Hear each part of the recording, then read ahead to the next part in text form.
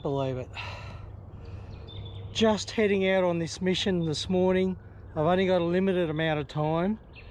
I just come through this bush track just along here. Pretty easy going track. Yes, there's a few rocks there. And look what's happened here. Paching, flat tyre. Oh well. Let's see how quick we can do a rear repair. And this is why I carry this kit in the back of the bike. It has everything. I've got the pump, electric pump. That makes life a whole lot easier, let me tell you. Tool kit in there, the tools I need. I do have a manual hand pump as a backup. Spare tubes and the tools we need to remove the rear wheel. So everything we need for the tools.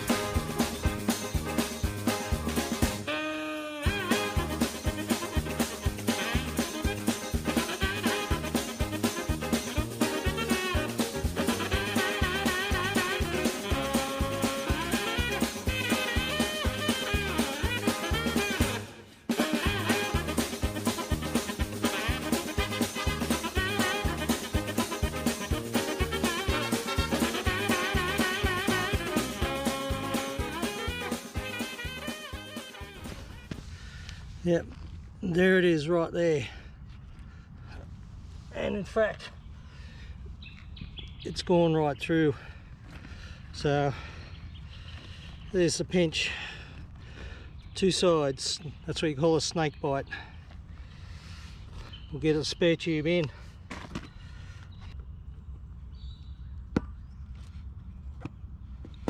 There we go. Let's get that on.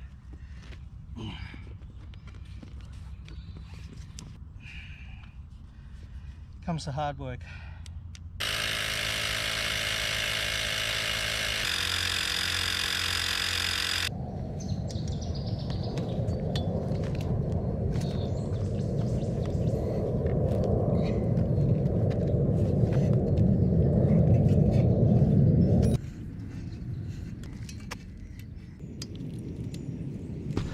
Now, I've extended these cables here, so I've got plenty of length out from the bike. Plug these in, they're nice and simple. They're just single pin plugs. This one here, ideally that would have a plug in here that you just plug straight into. Well guys, there it is. The bike is back up and running. The tyre is on, the tube is repaired, but there's a problem right there. That is not good.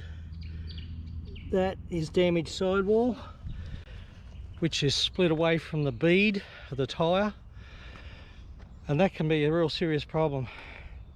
It does mean this tyre that I just can't wear out.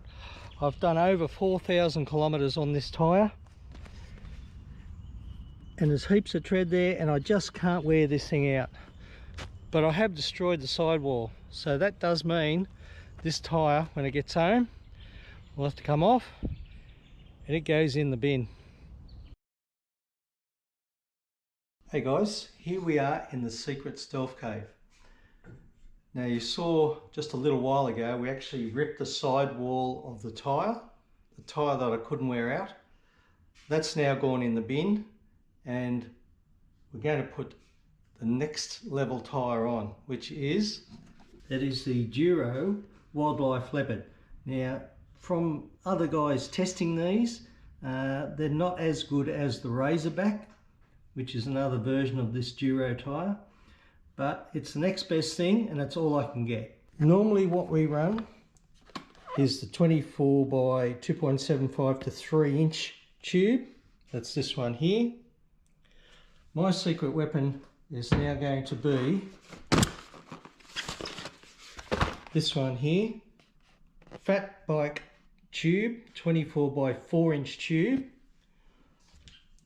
with tyre slime inside the tube. We'll get that in there after, and I'm throwing in a Mr. Tuffy tyre liner, fat wide tyre liner, so that's a 4 inch liner as well. Now, does the 4 inch tube fit in the tyre? Yes it does. That's it there. Turn that around. There's your 4-inch tube sitting inside the tyre ready to go, slightly inflated, but the difference is, think of it like a balloon. When you inflate a balloon right up hard, the wall thickness is very thin and it doesn't take much to bust that. My theory is when you put a large tube inside the smaller tyre, the tube does not inflate as much. The wall thickness, the rubber thickness of the tube is therefore much thicker and more pliable. It's more forgiving.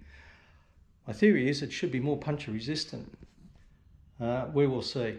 Little tip here for you guys. Once you do get the tube positioned roughly inside the rim and you get the valve stem poking through your rim, put the cap on or even a nut, and that will hold the tube in place so it doesn't fall back out while you're trying to massage the rest of the tube into position. Okay, now we've got the Mr. Tuffy tyre liner in the tyre. It's just positioned in there.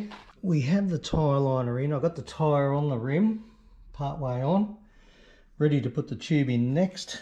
Once the tube inflates, that will push all that back into position and flatten it all out and round it all up nicely. Okay, the slime is in the tyre. That's gone in.